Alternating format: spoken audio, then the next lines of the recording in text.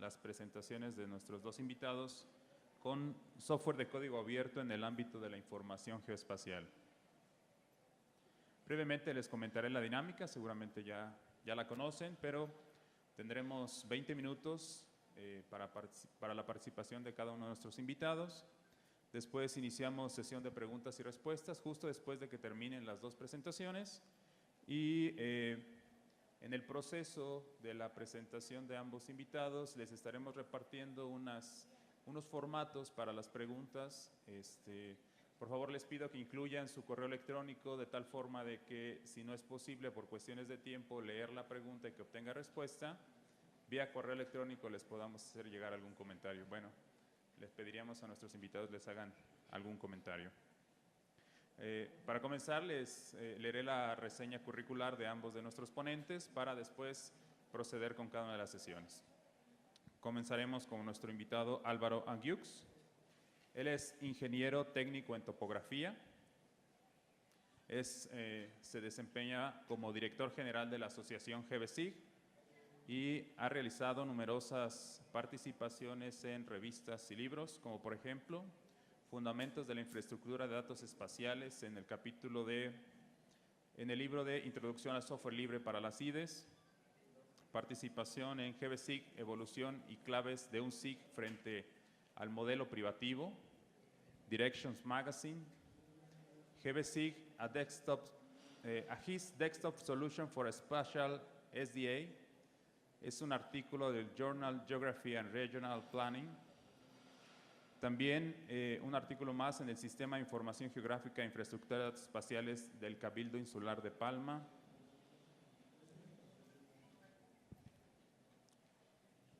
Descubriendo el mundo SIG libre, entre otros artículos publicados.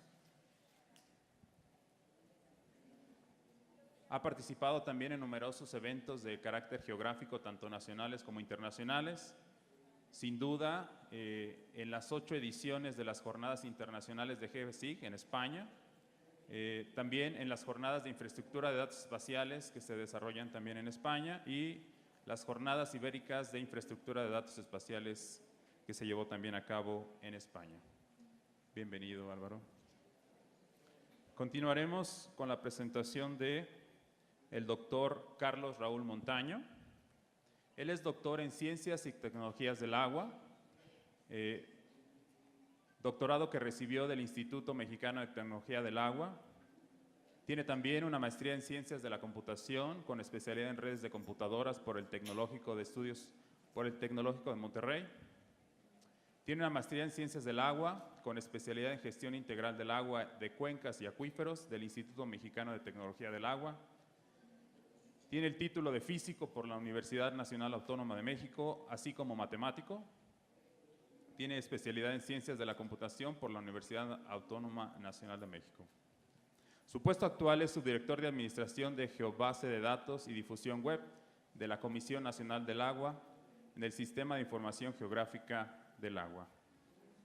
También ha participado en numerosos eventos con ponencias como la sequía en México y su manejo geográfico en Conagua, la aplicación de análisis multicriterio y sistemas de información geográfica para la ubicación de sitios de monitoreo de calidad del agua en la República Mexicana, servicios de información generados a partir de bases de datos geoespaciales, interoperabilidad técnica a través de redes virtuales y la implementación de una geobase de datos institucional en Conagua. Les damos la bienvenida y procedemos con la primera participación. Gracias, Álvaro.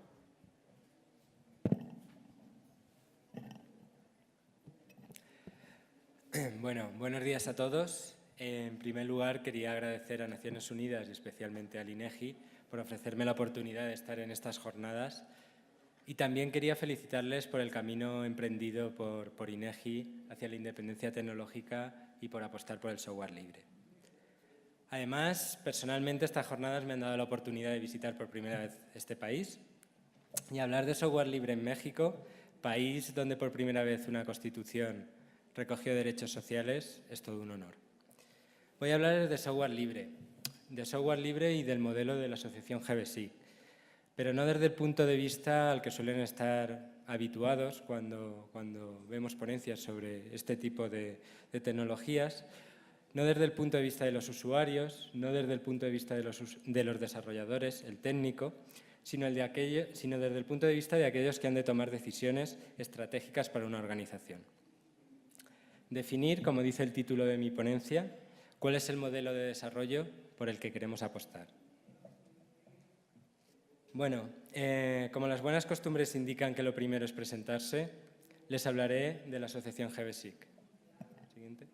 A día de hoy podemos afirmar, sin reparo alguno, que la asociación GBSIC constituye la mayor red de especialistas en geomática libre e infraestructura de datos espaciales.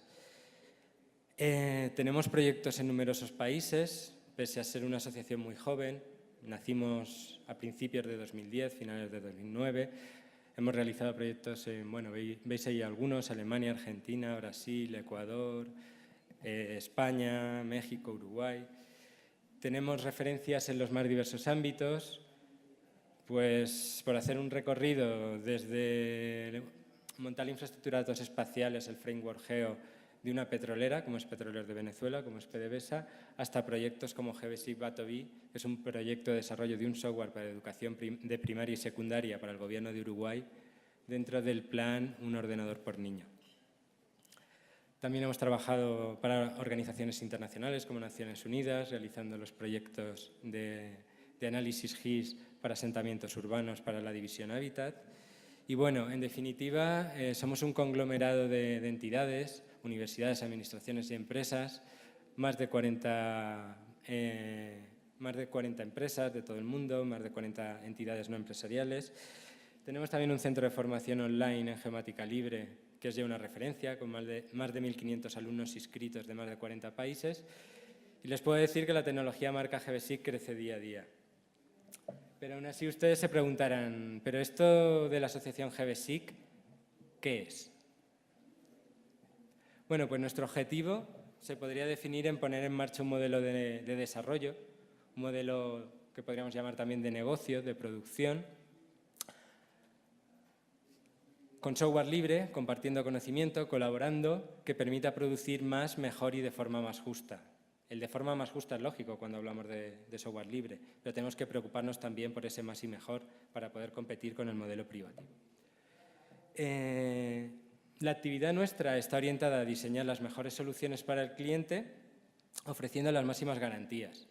Y ustedes se pueden preguntar, ¿y esto cómo puede ser? Pues bien, mediante la transferencia total y absoluta de conocimiento. O dicho de otro modo, el cliente es dueño de sus soluciones. Es la única manera de asegurarlo. Ustedes pueden preguntarse, ¿cómo es esto posible? Si yo tengo mis cajas negras con unos productos con derecho a uso limitado de la marca tal, ¿cómo es posible esto? Pues bien, esto es posible gracias al software libre, que no permanece oculto, no es cerrado, no tiene limitaciones de uso. Posibilidades que no son ni más ni menos que derechos del cliente. Ustedes van a tener libertad para usar, modificar y distribuir la tecnología sin ninguna limitación. Y lo de las máximas garantías, ¿por qué lo comentaba? Porque nos basamos en un amplio, potente y maduro stock de soluciones libres. A día de hoy podemos emprender el proyecto más ambicioso y más complejo de geomática libre utilizando 100% software libre. Nosotros lo que hacemos con este stock de soluciones es adaptar y desarrollar sobre estos productos y dar soluciones a las necesidades del cliente. ¿Pasamos? Y entregando al cliente todo el producto. ¿Esto qué significa? Que se entregan los binarios, que se entrega el código fuente y que se entrega la documentación. Es de este modo el único posible que el cliente es dueño de la solución. Es el único, el único. Pasamos al siguiente y bueno, ya vamos a dejar de hablar de nosotros y vamos a pasar a unas reflexiones, un par de reflexiones solo. Por favor, la siguiente. La primera, pues bien, no sé si han oído ustedes hablar de eso del FUD, que es el acrónimo en inglés de miedo, incertidumbre y duda, que promueven algunas compañías de software privativo, algunas transnacionales, de esa rumorología acerca del software libre, que si no vale, que si, qué sé yo. rompe los datos, que si es culpable de que llueva el fin de semana. Seamos serios. Cuando hablamos de software libre, desde un punto de vista tecnológico, solo hay dos tipos: software bueno y software malo. Y luego, bueno, lo de libre o privativo, el tipo de licencia, lo que nos hace referencia es a las condiciones de explotación sobre ese software que nos da el copyright. Que el libre, como hemos dicho ya, lleva parejo el acceso total y absoluto al conocimiento. Y en cuanto a eso de la calidad, lo que podemos afirmar es que si lo que hay no resuelve tus problemas, con libre lo puedes conocer, puedes saber el motivo y podrás solucionarlo. Con privativo, pues paga. Como decimos en España, no sé si aquí se utiliza la misma expresión, cruzar los dedos y esperar a que la próxima versión lo solucione. Bien. También, hablando de esto de la calidad, debemos ser conscientes, de forma razonable se puede afirmar que la única manera de conocer la calidad de un software, de auditarlo, es accediendo a su código fuente. Y vamos con la segunda reflexión. Les dije que había un par. Cualquier manual básico de iniciación a MBA, a maestría de administración de negocios, nos va a decir que si a nuestra organización la hacemos dependiente en un área de un único proveedor, estamos incurriendo en una debilidad manifiesta. Con el software privativo estamos haciéndonos dependientes, ni más ni menos que del corazón tecnológico de nuestras organizaciones, de nuestros sistemas de información. Piensen en esto y recuerden, pasa por favor a lo siguiente, piensen en esto y recuerden los problemas que ha ocasionado en sus organizaciones. Estoy seguro que si aquí comentáramos sacaríamos un buen recopilatorio de problemas. Y bueno, hoy creo que estamos a 9 de octubre, a 8, perdón, de 2013, en pleno siglo XXI, creo que es importante esta pregunta. Creo que nos la deberíamos hacer todos. ¿Debería ser el uso de software libre una decisión estratégica de primer orden? Creo que debemos ser conscientes que es preciso responder a esta pregunta y no demorarla más. Vamos a hablar un poquito de la tecnología GBSIC, seguro que les interesa, se han venido a esta ponencia. Bueno, en la asociación GBSIC, como he dicho, es importante conocer que por un lado desarrollamos tecnología propia con marca GBSIC y por otro utilizamos todo el ecosistema de soluciones libres para implantar proyectos. A veces nos dicen, ¿por qué no hacen ustedes un servidor de mapas? ¿Para qué? Si ya hay servidores de mapas libres muy potentes, igual que bases de datos, servidores de catálogo, etc. Lo que hacemos es colaborar con estos proyectos y utilizarlos en nuestros servicios. Implantando soluciones 100% libres o mixtas. Y aquí quería hacer una pequeña reflexión, aunque no es el objeto de la ponencia. Cuando vamos a soluciones mixtas, la garantía de la interoperabilidad nos la van a dar los estándares. Interoperabilidad significa no atarnos a un producto, poder cambiar las piezas. Es importantísimo no solo trabajar con tecnología libre, sino trabajar con formatos y con estándares libres, OGC, ISO, etc. Y bueno, desarrollamos tanto soluciones corporativas para grandes organizaciones, productos sectoriales, etc. Siguiente, por favor. Yendo ya a, bueno, aquí simplemente que veáis una diapositiva con logos de algunas de las tecnologías con las que trabajamos, GBSIC, I3Geo, que es un proyecto brasileiro, GeoServer, Leaflet, MapServer, etcétera, etcétera. Pasamos. Software muy maduro y que en muchos casos, yo me atrevo a decir que a nivel internacional se utiliza ya más que el software privativo, como es el caso de los servidores de mapas como MapServer o el servidor de catálogo como GeoNetwork. Bien, dentro del software que desarrollamos nosotros, quizá el más conocido sea GBSIC Desktop, que es el sistema de información geográfica de escritorio.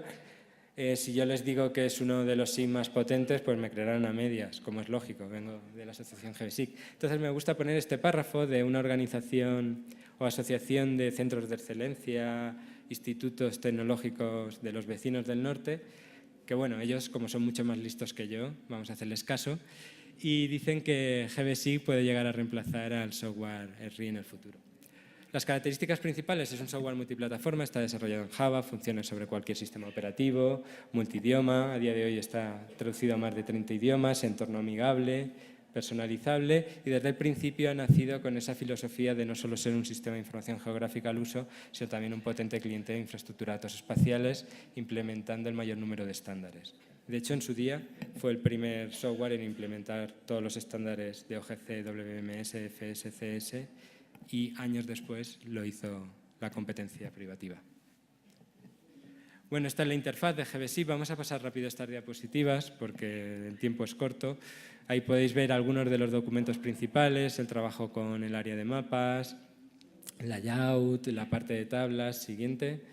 En cuanto a datos vectoriales, yo me atrevo a decir que GBSIP cumple las necesidades del 90 y tantos % de usuarios hoy día, porque tiene todas las funcionalidades de geoprocesamiento, consulta de información, simbología, etcétera, acceso a la mayoría de formatos vectoriales que vamos a trabajar, Shapefile, XF, GML, KML, y también a bases de datos tanto libres como PostGIS, como privativas como Oracle.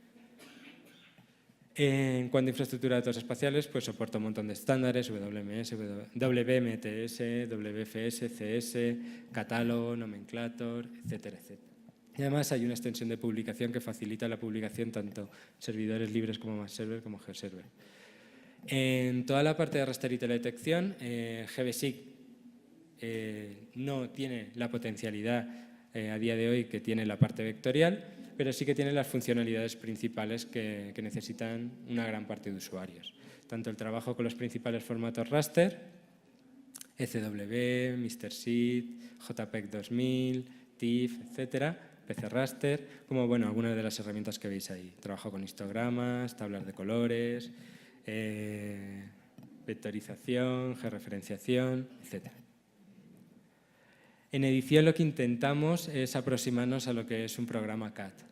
No necesitar un programa CAD para editar y luego un GIS para hacer análisis. Y bueno, están las típicas herramientas de edición, tanto gráfica como alfanumérica. Pasamos a la siguiente. Algunos pantallazos, por ejemplo, de la simbología avanzada, que es muy parecida, y el etiquetado al que pueden encontrar en cualquier sistema de información geográfica. Geoprocesamiento avanzado, aquí es muy completo GBSIP, porque además de los propios geoprocesos que hemos desarrollado, utilizamos librerías externas, también libres, y actualmente creo que hay más de 400 geoprocesos disponibles, o sea que lo raro es que no encuentres el geoproceso que necesitas en GBSIP. Tanto para trabajar con modelos digitales del terreno, como vectoriales, etc. Bueno, el manejo de tablas típico, con calculadora de campos. Ustedes conocen todo este tipo de herramientas igual o mejor que yo. Y luego el trabajo con layout, que bueno, al final es para diseñar las salidas gráficas que vamos a poder exportar a PDF o PostScript o imprimir, ¿de acuerdo? Pasamos al siguiente. Bueno, sí que es interesante saber que hay una extensión también para generar series de mapas, que eso puede ser interesante sobre todo para institutos geográficos. Luego también comentar que aparte del GBSIC que ustedes se pueden descargar, hay una serie de extensiones también libres, por supuesto. No he dicho antes la licencia, es la GPL, que es la más libre de todas, que permite añadirle funcionalidad. Por ejemplo, aquí están viendo una imagen de la extensión de Network Analyze, de análisis de topología de red, ¿vale? Con las funciones típicas de matriz de distancia, cálculo de rutas óptimas, también muy aplicable a todos los temas de geomarketing, ¿vale? Buffer en función de distancias, áreas de influencia, proveedor más cercano, problema del viajante, etc. Pasamos al siguiente. Otra extensión, por nombrar algunas porque hay muchas, la extensión de 3D y animaciones, que nos va a permitir trabajar, añadir a nuestro GBSIC dos tipos más de documentos. Por un lado, las animaciones, que pueden ser tanto en 2D como en 3D. Por otro, la vista 3D, que tiene dos tipos, lo que es el globo, como el Google Earth, por decirlo rápido, o la vista 3D plana, ¿de acuerdo? Pueden añadir, por ejemplo, edificios de Google SketchUp y bueno, tiene sus funcionalidades orientadas al 3D. Pasamos a la siguiente. Y aquí simplemente comentar que desde hace 3 años estábamos trabajando por el propio crecimiento del proyecto, que cada vez teníamos funcionalidades, más organizaciones desarrollando sobre él. en una rearquitectura. Era necesaria para facilitar el mantenimiento, la evolución y poder escalar la solución a futuro. Esta rama es la que llamamos GVSIC 2. Este año liberamos la primera versión, la 2.0, avisando que era un nuevo GVSIC y, por tanto, no era para trabajar en producción, simplemente para empezar a probarlo, empezar a ver qué era esto. Pero ya ahora para diciembre sacaremos la 2.1, que va a ser una versión para trabajar en producción y que no solo ya migra casi todas las funcionalidades que teníamos en la versión 1X, sino que hemos desarrollado nuevas funcionalidades que pueden ser muy interesantes, como acceso a OpenStreetMap, importador de símbolos automático. Podemos generarnos bibliotecas de símbolos de manera muy sencilla y de base vamos a tener ya muchas, pues de todo tipo. Documento gráficas. Pasamos a la siguiente. Por ejemplo, pueden ver ahí la palabra Python. Tenemos un lenguaje de scripting. He comentado que GVSIC está desarrollado en Java, pero hemos implementado el lenguaje de scripting en Python también. De hecho, vamos a publicar dentro de poquito un repositorio también de scripts en Python para que la gente tenga ejemplos para aprender y demás.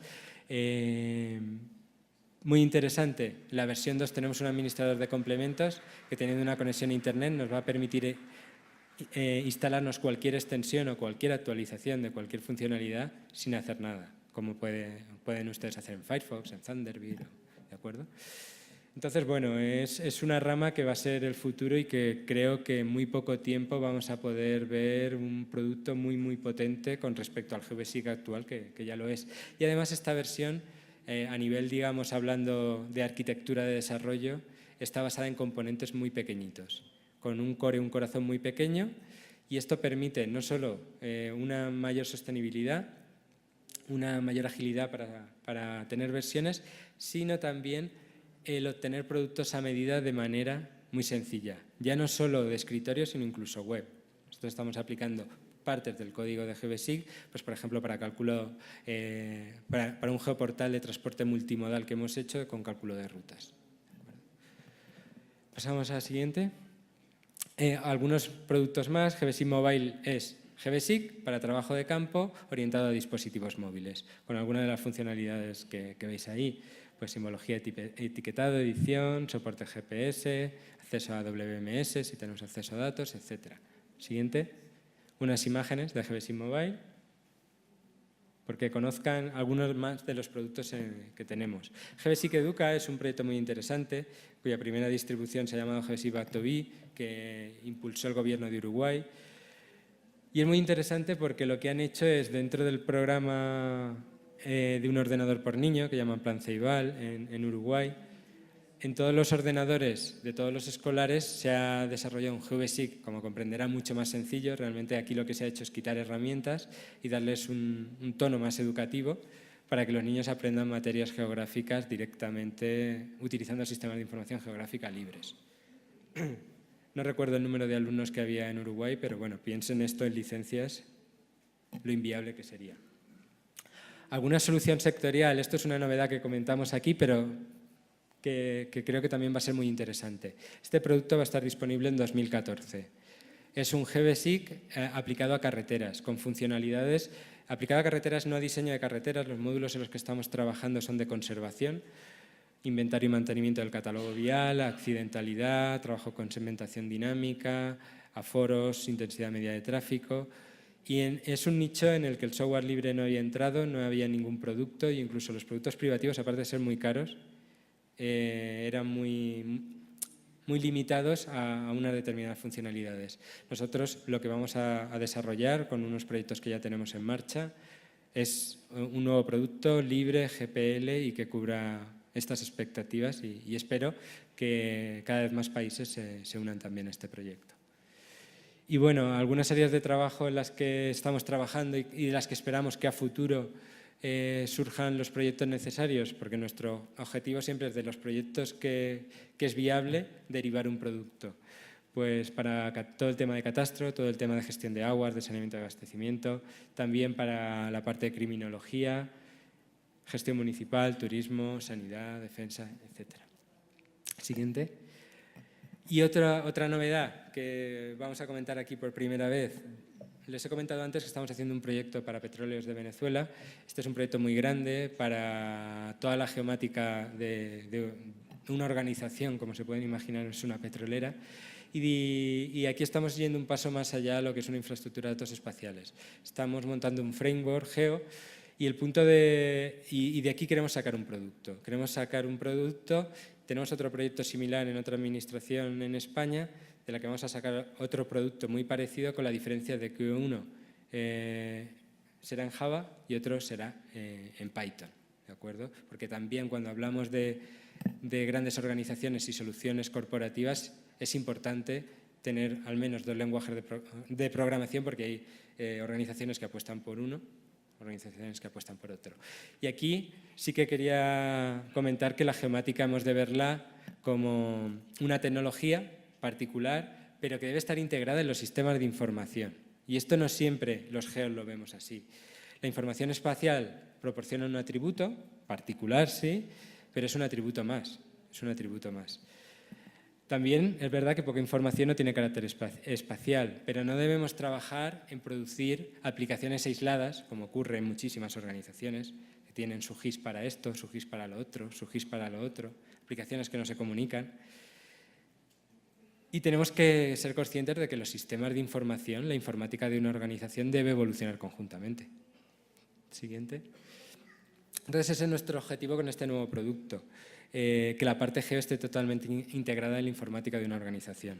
Que las partes comunes de la organización han de estar estandarizadas.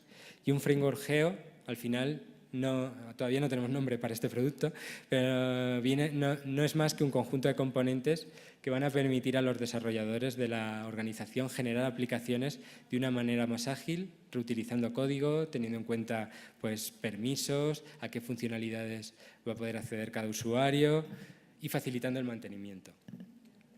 Y bueno, esto es un poco lo que les quería contar. Esto también lo veremos el año que viene, pero creo que es interesante, habiendo gente de organizaciones muy grandes en este evento, que conozcan este tipo de solución, porque también en software libre ahora mismo no había algo así.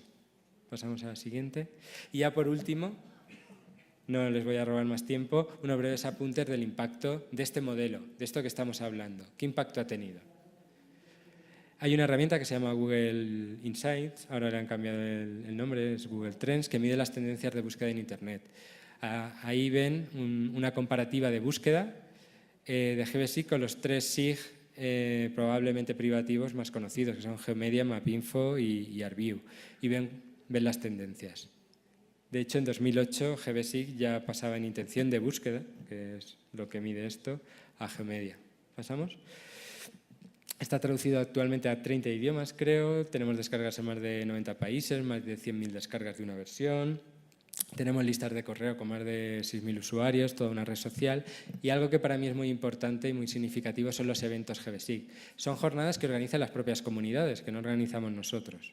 Nosotros organizamos las internacionales que hacemos en España y ya está.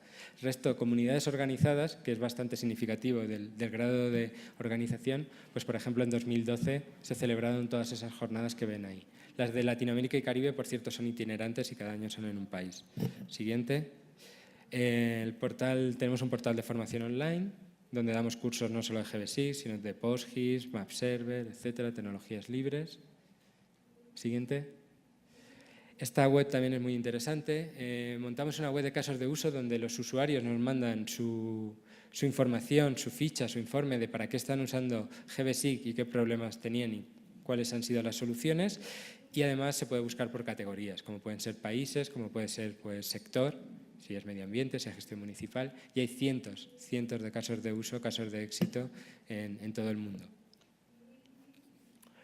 Algunas de las comunidades geográficas, nosotros vemos también GBSIG no solo como una comunidad de usuarios desarrolladores, sino pensamos que cada comunidad, cada país tiene sus inquietudes, tiene sus necesidades, su forma de abordar también la tecnología y por eso intentamos promover el que se formen comunidades geográficas del proyecto, que se organizan, que montan sus eventos. Espera, vuelve atrás. Y simplemente comentarles que va a haber 2 jornadas. Las jornadas latinoamericanas, que son dentro de 2 semanas en Buenos Aires este año, las jornadas internacionales, que son a finales de noviembre en Valencia. Y ya para acabar, simplemente una reflexión final, que creo que toda esta ponencia se puede resumir en una frase con la que me gustaría que se quedaran y sobre la que reflexionaran, y es la que tienen ahí. Que en tecnología la satisfacción del cliente pasa porque el cliente controle su tecnología y no termine siendo esclavo de esta o, lo que es peor, de los propietarios de la misma. Muchas gracias.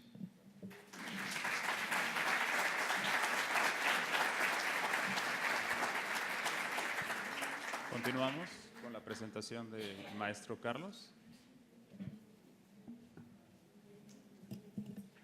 Buenos días a todos. Agradezco primeramente la deferencia que tuvo INEGI para invitar a que se encuentra ahorita en este momento hablándoles. El manejo del software de código abierto en los sistemas de evaluación geográfica, así como el manejo del software propietario o de marca, es bien importante dependiendo de la situación en la cual se encuentre, en este caso vamos a llamar nosotros los clientes. En nuestro caso, la Comisión Nacional del Agua, tenemos un enfoque muy particular directamente hacia el manejo de los recursos hídricos, como ustedes conocerán. Entonces voy a dar también una presentación de algo muy somero en principio de lo que se realiza en nuestra institución, y posteriormente comenzaremos a hablar de toda la herramienta que contamos. Adelante, por favor, la siguiente, si son tan amables. Bien, la Comisión Nacional del Agua tiene una labor sumamente ardua, particularmente en el manejo de los recursos hídricos, como les comentaba. El objetivo es seguir precisamente el Plan Nacional de Desarrollo 2013-2018. Tenemos uno de los objetivos fundamentales, es obviamente tratar de disminuir en lo posible el efecto que tienen muchos de los fenómenos hidroclimatológicos extremos, que ustedes ya es de su conocimiento, lo que ha ocurrido en la parte de las costas del Pacífico. En nuestro caso, suele una cosa que ocurrir algo curioso, pero realmente estamos en los extremos. Si tenemos mucha agua, hay problemas, pero si también no tenemos problemas. Entonces, en esencia, está trabajando a la mitad, créanme, es muy, muy complejo. O sea, estamos en los dos extremos. Entonces, uno de los retos que tenemos es precisamente asegurar que los recursos naturales sean sustentables. El artículo, particularmente 25 de la Constitución Política de los Estados Unidos Mexicanos, nos obliga precisamente a generar un sistema el cual coadyuve precisamente a lo que les estaba comentando, el desarrollo sustentable. Siguiente, por favor. Como les comentaba, la problemática en nuestro país es sumamente compleja, desde la parte norte, donde en ocasiones tenemos sequías severas, hasta las inundaciones que afectan a una gran cantidad de población. Entonces, todo esto, si nos damos cuenta, pues necesariamente debe estar apoyado sobre una plataforma tecnológica la cual permita tener información rápida, expedita, suficiente, la cual el usuario pueda consultarle y tener en línea directamente para la toma de decisiones. La siguiente, por favor. Entonces, ¿cuál fue la solución implementada necesariamente?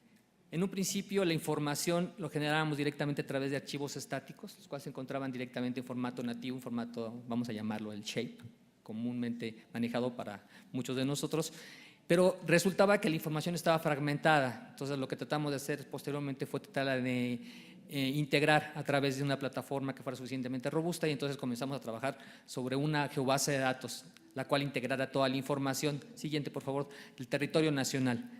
Sin embargo, la problemática, reitero nuevamente, es muy diferente en los diversos ámbitos del territorio nacional. Entonces, lo que tuvimos que hacer es tratar de ver la oportunidad y comenzar a generar bases de datos distribuidas, de tal suerte que cada uno de nuestros organismos de cuenca en los diferentes puntos de la República Mexicana tuvieran acceso a esa información. Es decir, que todos tuviésemos la misma al mismo tiempo, sin embargo, que también estuviéramos apoyando a la toma de decisiones localmente. Recordemos que las necesidades en forma integral vistas a nivel macro no es lo mismo que trabajarlas localmente.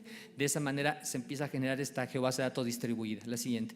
Sin embargo, tenemos ahora otro problema. ¿Qué ocurre? ¿Qué pasa con el personal? ¿Qué pasa con los recursos? ¿Qué ocurre con la adquisición de equipo? Bueno, en ese sentido lo que se trató es de ver, obviamente, hacer las inversiones lo más adecuadamente posible, lo más inteligentemente posible, y en este caso se empezó a trabajar sobre elementos que estuvieran constituidos sobre almacenamiento masivo de información, unidades NAS, unidades SAN que pudieran almacenar grandes volúmenes de información, dado precisamente la cantidad, la precisión que se requería de diferentes estudios en diferentes partes del territorio. Sin embargo, como les comentaba en un principio, tenemos ese problema también del personal. ¿Qué ocurre? También obviamente el software software también tiene su propia inversión. Entonces, ¿en qué invertir? Invertir en la parte de hardware, invertir en la parte de software, invertir en personal. ¿Qué ocurre? Entonces, tenemos que tener un equilibrio entre todos los elementos. Siguiente, por favor. Entonces, la alternativa fue pensar en virtualización. ¿Qué se hizo? Bueno, a lo mejor no tenemos suficiente personal, sin embargo, contamos con equipo virtual. Esto lo que nos permite es contar con computadores en donde no hay. Podemos pensar, bueno, ¿y cómo los están generando? Pues precisamente a partir del software. Directamente se nos permite generar un equipo no físicamente, sino generado sobre una plataforma de software, lo cual agiliza en ciertos lugares que los usuarios puedan consultar. Los administradores que hay en organismos de Cuenca, que son una área, digamos, distribuida en el territorio nacional, accesan a esa información y localmente pueden consultar a sus propias bases de datos, dando solución a sus propias necesidades de información. Esto a su vez está conectado a nivel central y de esta manera se puede ver todo el territorio a nivel macro. Siguiente, por favor. En esta parte entonces requerimos obviamente plataformas las cuales no fueran directamente de código, que estuvieran cerrados y de algunas compañías, sino lo que requeríamos, pueden regresarle por favor, son tan amables, lo que se requería era trabajar con elementos los cuales permitieran que fuese sencillo el acceso. Entonces se pensó en plataformas que permitieran virtualizar equipos en forma de código abierto. En este caso utilizó VMware para poder aplicarlo directamente a los equipos. Nuestra plataforma de desarrollo base es ArcGIS, y sobre esta lo que optamos fue por trabajar directamente sobre herramientas de tipo API. Siguiente, por favor. Obviamente lo que se quería era abatir los costos y tener, por otro lado, también el control de lo que se estaba generando. Aquí la idea es, en esencia, trabajar con lo mejor de los dos mundos. Es decir, si ciertamente existe el software que se tiene que adquirir una licencia y por otro lado contamos con el software de código abierto, ¿por qué no unir los dos y contar con la mejor parte de ambos mundos? Entonces se integran los dos a través de un estándar y a través de un protocolo de comunicación. En esencia, a lo que me estoy haciendo referencia es a la parte de integrar los elementos, y esto se puede generar a través del modelo de interoperabilidad y a partir de un elemento de una estructura de procesamiento de información y de programación conocida como REST, que es lo que voy a hablar precisamente. La siguiente, por favor, son tan amables. Entonces, la especificación REST, que es precisamente el Representational State Transfer, lo que permite es que esos elementos programados ya en la plataforma que existía en un principio en la organización, pues no se tuvieran que desechar. Pensemos, el gobierno federal tiene muchos gastos para poder decidir estrictamente en qué se va a estar invirtiendo.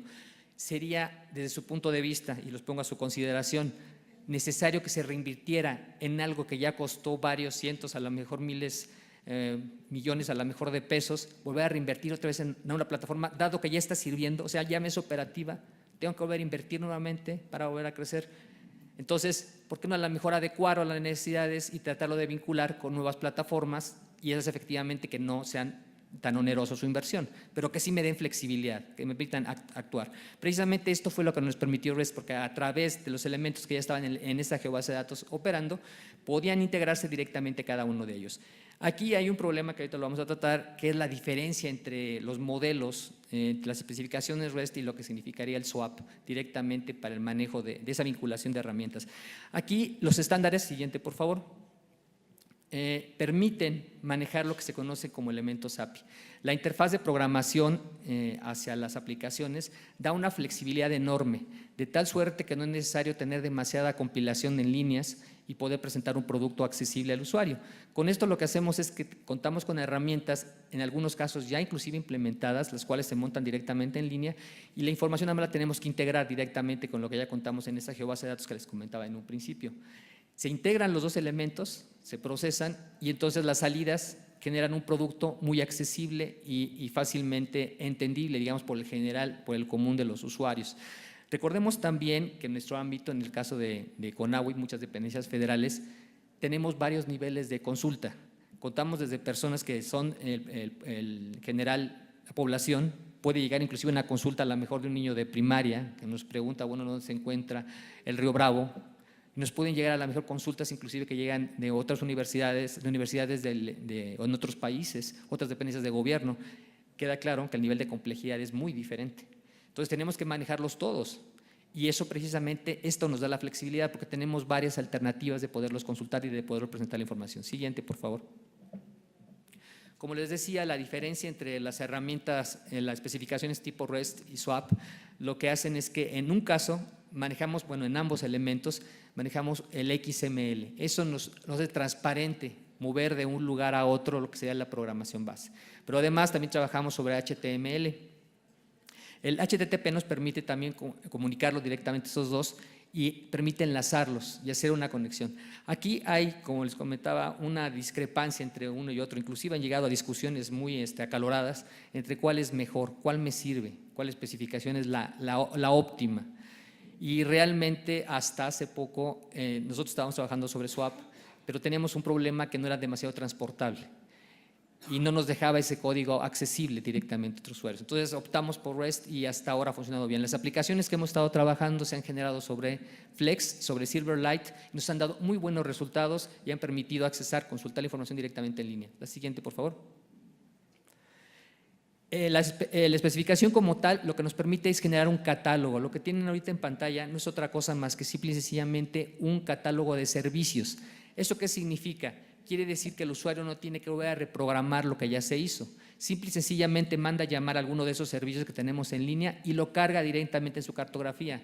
Esa cartografía puede estar operando sobre un programa de código abierto, puede estar operando sobre un programa que sea propietario y puede accesar desde cualquier elemento. Es decir, no tenemos que rehacer otra vez todos los servicios, están disponibles. Si gustan, en cualquier momento puedo enviarle la dirección directamente para que la consulten y la carguen directamente en sus aplicaciones, insisto, sin tener que volver a rehacer todo el trabajo que tiene hacia atrás directamente la herramienta. La siguiente, por favor. En este caso tenemos ya algunas aplicaciones en línea, algunos ejemplos. Por ejemplo, la exploración de aguas profundas se está trabajando particularmente en el Distrito Federal para obtener algunos pozos de exploración de aguas profundas para poder extraer agua en ese sentido, y esta herramienta ha servido para poder analizar a detalle cada uno de esos elementos y poder perforar en las zonas idóneas y poder generar algunos muestreos. La siguiente, por favor. Los humedales en la República Mexicana nos han ayudado directamente a poder categorizar, esquematizar y poder integrar la información en todo el ámbito nacional. Cada una de estas capas, como podrán observar, tiene algunos elementos rápidos de acceso y herramientas muy sensibles de consulta que facilitan nuevamente los elementos para las personas que están trabajando con ellas. Siguiente, por favor.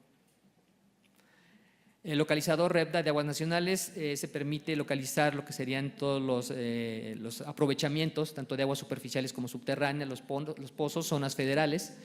Y este ha sido un sistema el cual ha tenido mucha aceptación directamente entre los usuarios porque permite analizar cada uno de los registros que tienen cada uno y que van generando dentro del inventario que se cuenta en el Registro Público de Derechos de Agua, para que a su vez sepan cuánto es la concesión, la cantidad de fluido que tienen ellos asignados para poder extraer. Siguiente, por favor. El monitoreo de sequías, como les comentaba, tenemos el problema de que por un lado puede haber inundaciones, pero por otro lado también tenemos periodos de estiaje. Entonces, en ese momento podemos analizarlos directamente en línea y poder ver cómo está avanzando el apoyo directamente a cada una de las localidades y cómo se está manejando la inversión directamente a través de la Conagua. Entonces, esta herramienta no solamente permite analizar en el ámbito geoespacial, sino adicionalmente permite hacer un análisis de tipo económico para ver cómo está fluyendo y cómo está distribuyendo la información. Cabe aquí señalar que en algún momento esta herramienta se trabajó entre varias dependencias gubernamentales. Considero que ese es uno de los esfuerzos más importantes que tenemos en nuestro país. ¿Cuál sería ese? Integrar precisamente la información que tienen todas las dependencias de gobierno en una sola interfase para que se pudiera consolidar y poderlo presentar la información en línea, una sola información a todo el público usuario. Siguiente, por favor.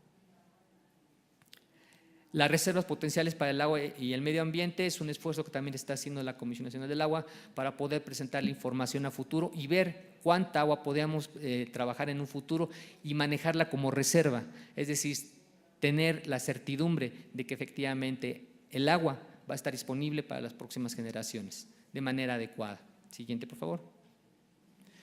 Y bueno, ¿cuál sería nuestro siguiente paso? Trabajarlo a partir de esas especificaciones que tenemos de manejar software tanto abierto como propietario. A partir de esos esquemas técnicos y de intercambio de información sobre especificaciones REST, lo que permite es generar ahora una nueva interfaz que sería ahora un geoportal. La estructura en este caso es manejarlo directamente sobre accesos de esa geobase de datos, geobase distribuida, vínculos dinámicos que permitan en forma automatizada poder obtener la información directamente y hacer las consultas que el usuario necesita. Cabe mencionar que todas esas consultas, como les indicaba, no necesariamente son las mismas, pero sí es el común denominador en todas ellas que la información sea lo más clara posible y lo más actualizada y detallada. En ese sentido estamos trabajando para poderla tener automatizada y eso mismo estamos generando los vínculos, como les comentaba, con otras dependencias para que toda esa información sea interoperable y permita tener relación directamente entre las bases de datos, por ejemplo, caso concreto, INEGI, Semarnat, con nuestra geobase de datos y poderla presentar al usuario directamente. No se va a dar cuenta de dónde está la información, simple y sencillamente que somos nosotros los responsables de nuestro ámbito de acción. ¿Cuál? El recurso hídrico. Siguiente, por favor. Entonces, conclusiones serían, primero, que las especificaciones solamente para los geoservicios directamente nos han llevado a obtener resultados exitosos.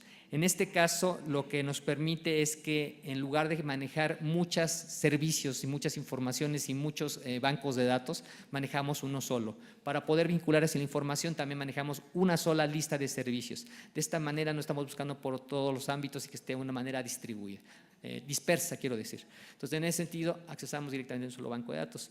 Y a futuro, lo que esperaríamos es que esos servicios describieran a través de solamente catálogos y estos que se pudieran montar en todas las aplicaciones de cualquier tipo de usuario y estuvieran disponibles. A la fecha, cerca del 70-80% de nuestras aplicaciones están montadas ya en varios servicios de otras áreas, inclusive de iniciativa privada, y nos están continuamente solicitando que esos activos estén accesibles.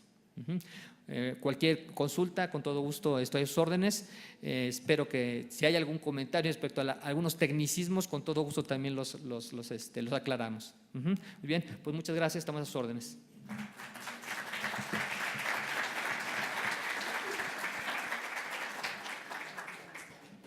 Muchas gracias, muchas felicidades por ambas ponencias. Abrimos paso para el periodo de preguntas y respuestas. Tenemos ya muy poco tiempo, elegiremos 2, tal vez 3 preguntas para poder cerrar la sesión en tiempo. La primera pregunta que recibimos es por parte de Enrique Navarro, del INEGI. Pregunta, ¿cuáles consideras que son los factores críticos que han generado el éxito del proyecto GBSIG? Esta pregunta daría casi para otra charla.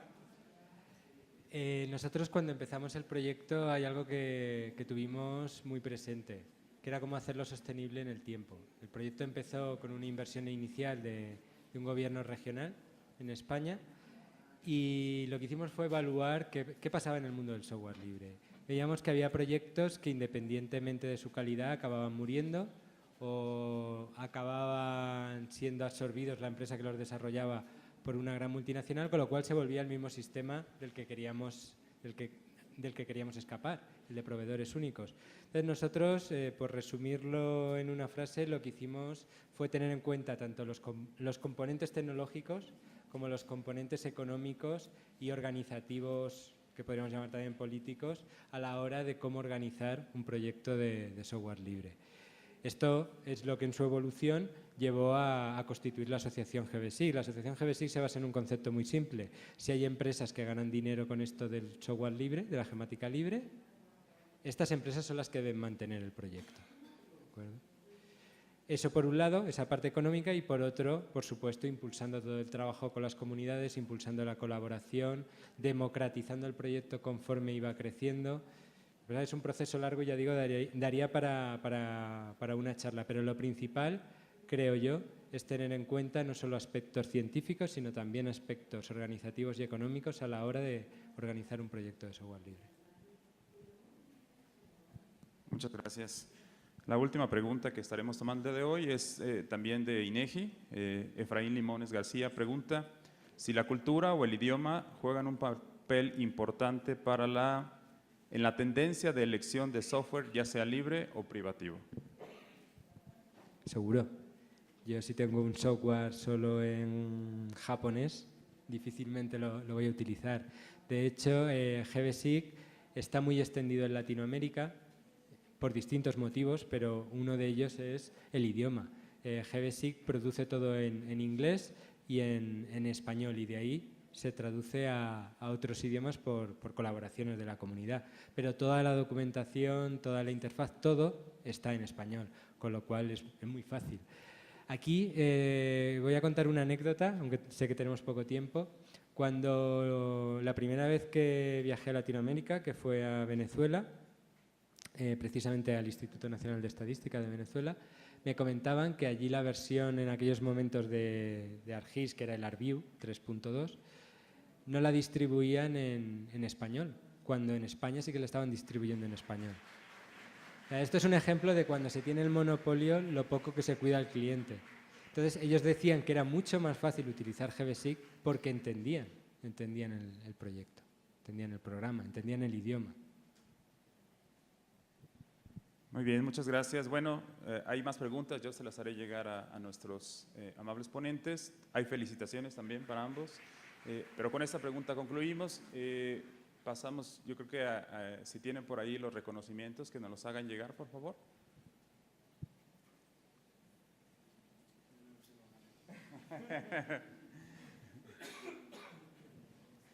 Terminamos con la parte de entrega de reconocimientos para poder cerrar esta sesión.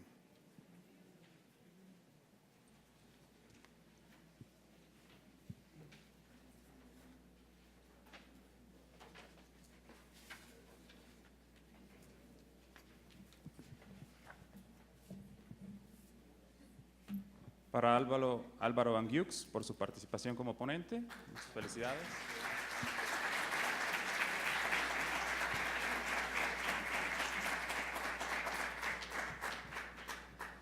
Carlos Montaño también, muchas felicidades.